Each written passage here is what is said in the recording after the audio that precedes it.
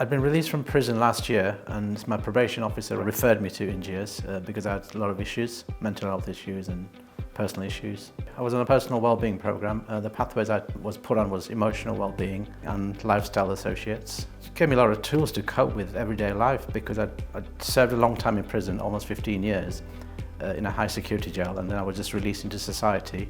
So I was really struggling to cope. When Babu came out of prison last year, September I think it was, he was very nervous about his situation, served a long time. So we helped him through a stage of different things, did a lot of stuff on worry, stress, anxiety. How to manage emotions really. Because he went to prison 15 years ago, didn't really have any concept of it all, and his progress has been amazing really. I think when you leave prison, you sort of put on a brave front that you can cope with certain situations because you coped well in prison. But society's moved on since, and it's something that you don't get taught in prison.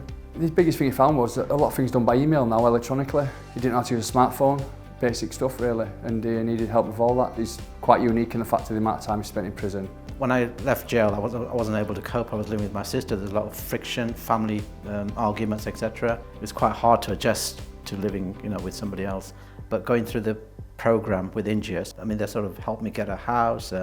My benefits were sorted out, and now I've got my own space. I'm over the moon, and obviously I'm doing a peer mentoring myself.